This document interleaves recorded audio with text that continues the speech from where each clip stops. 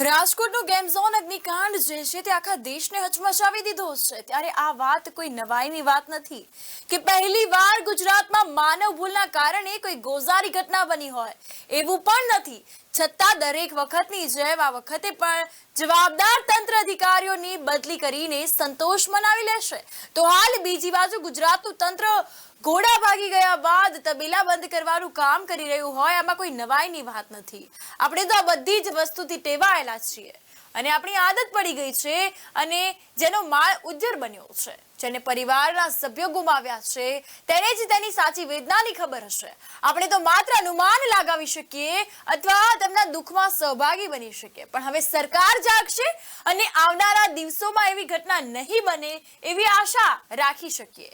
પણ આજ રોજ વેરાવળ શહેર હિબકે ત્યારે ચડ્યું છે કે જ્યારે વેરાવળના નવવિવાહિત દંપતીના મૃતદેહને વેરાવળ લાવવામાં આવ્યા હતા અને જેમના લગ્ન માત્ર ટૂંક સમય પહેલા જ થયા હતા અને ફરવા માટે રાજકોટ ગયા હતા। દિલમાં ઘણી ઉમંગો હશે, સામે આટલું બધું આયુષ્ય હશે, પણ કોને ખબર હતી કે ગોઝારો અગ્નિકાંડ તેમનું જીવન લઈ લેશે।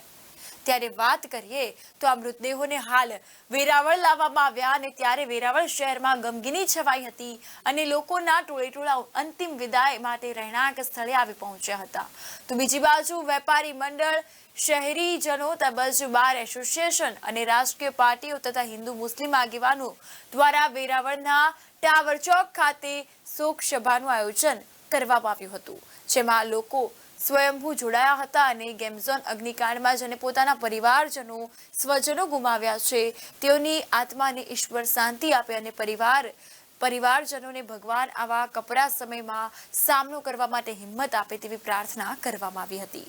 આ ઘટનાના આરોપીઓને કડક ને કડક સજા થાય તેવી માંગણી કરવામાં આવી છે। સાથોસાથ આવનારા દિવસોમાં આવી ઘટના ન બને તે માટે તંત્રએ યોગ્ય પગલાં લેવા જોઈએ તેવી મીડિયા મારફત રજૂઆત કરવામાં આવી હતી। ફરજિયાત એણે જે આ દુર્ભાગ્ય જેવું કામ કર્યું છે, પૂરેપૂરું કંઈ સામાન નહોતો રાખેલો અને પ્લસ એની બેદરકારી ફરજિયાત હતી। ત્યાં એને પેટ્રોલ ડીઝલના કેરબાઈ રાખેલા હતા અને પ્લસ આટલું બધું હતું છતાં એ લોકોએ આ વેલ્ડિંગનું કામ ચાલુ રાખ્યું, એમાં આ આગ લાગી છે ને એમાં અમારો પરિવાર હોમાયો છે। એક બાબો, એના મિસિસ અને એની એક સાડી, આવા તો ઘણા પરિવાર ત્યાં છે। ત્યાંનું તમે જુઓ તો તમારે એમ થાય તો એક પરિવારનું તો આખું પરિવાર નાસ્તિક એક ભાઈ જ જીવે છે। અચ્છા, આમાં કોણ જવાબદાર છે અને કેવી સજા થવી જોઈએ? જવાબદાર તો આ એના કાર્યકર્તા હોય એ જ કે એને આ જે ભાડે આપેલી જગ્યા પ્લસ એની અંદર જે આ કાર્યકર્તાઓ બધા કામ કર્યું છે 4, 5, 6 જણાવે, એને ફરજિયાત સજા દેવી જ જોઈએ કે બીજી વખત બીજા કોઈ આવું કરતા શીખે અને ન કરે। આ એવી ઘટના છે, આમાં પરિવાર પણ તેના દીકરાનું અથવા દીકરીનું કે કોઈનું મોઢું પણ નથી જોઈ શકતો, શું કહેશો? અમારે એવું જ થયું ને, અમે ક્યાં ભાઈ જોયું છે? એ અમારે ત્યાંથી સવાર 7 શનિવારે સવારના નીકળી ગયો, બપોરના 7 વાગે એમને ખબર પડી, અમે ફોન કર્યો, ફોન ન લાગ્યો, અમે ટીવીમાં સમાચાર જોતા હતા તો એની બેબીએ મને ફોન કર્યો અને અમે જાણ કરી કે આ શું છે, તો અમે એના સસરાને જાણ કરી ભાઈના, તો એ કે હા એ લોકો ગયા છે એમાં જ કે પણ એ હમણાં હું વેરીફાઈ કરીને તમને ફોન કરું। અમે ફોન કરીને ફોન કર્યો ન કે પછી એ લોકો ત્યાં ગયા તો કે હા નથી, તો અમારા ગણ મરી ગયા કે હા તો પ્રોબ્લેમ હશે, 100%ની વાત છે। એને મોબાઈલ 3 દિવસ પહેલાં તો લીધો તો 25-30 હજાર રૂપિયાનો, એ બધું અમાઈ ગયું। 4 દિવસ થયા છે, ત્યારબાદ મૃતદેહને પરિવારને સોંપાયો છે, તે બાબતે શું? એ બાબતમાં તો ડૉક્ટરોને તો સાચા છે। એનું કારણ છે કે જેને ચરબીવાળું શરીર હતું ને પ્લસ જેની સ્કિન હતી એનું ડીએનએ ટેસ્ટ તરત થઈ જતું હતું, પણ જેને હાડકાનું લેવાનું હતું ને એમાં 5 પેનલ ભેરી કરીને એ લોકો કામ કરતા હતા। 5 પેનલનું એક હરખું યુનિટ આવે તો જ એ લોકો આપણને બોડી આપતા, એવું નહોતું કે એ લોકો આ બોડી આને દઈ દે, આ બોડી આને દઈ દે, એવું કશું હતું નહીં અંદર।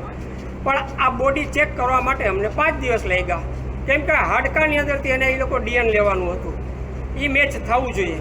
હું અનીસ રાજ, ગીર સોમનાથ જિલ્લાના વેરાવળથી આજે તારીખ 28/5ના રોજ જે રાજકોટમાં 24/5ના રોજ શનિવારે જે દુર્ઘટના બની અને જે અગ્નિકાંડ થયો, જે ટીઆરપી ગેમ ઝોનમાં 28-30થી વધારે લોકો બાળકો સહિત જે ભડથું થઈ ગયા આગમાં, તેના આત્માને શાંતિ મળે તે માટે વેરાવળ બાર એસોસિએશનના ઉપક્રમે વિવિધ વેરાવળની સામાજિક સંસ્થાઓ, શૈક્ષણિક, આરોગ્ય સંસ્થાઓ રાજકીય આગેવાનો, બિન રાજકીય આગેવાનો સહિતના વેરાવળ નગરજનોના શ્રેષ્ઠીઓ સહિતના લોકોએ આજે જે રાજકોટમાં બનાવ બનેલો છે તેમાં જે મૃત્યુ પામ્યા છે તેઓને આત્માને શાંતિ મળે તે માટે એક શ્રદ્ધાંજલિનો આખો એક કાર્યક્રમ રાખ્યો હતો.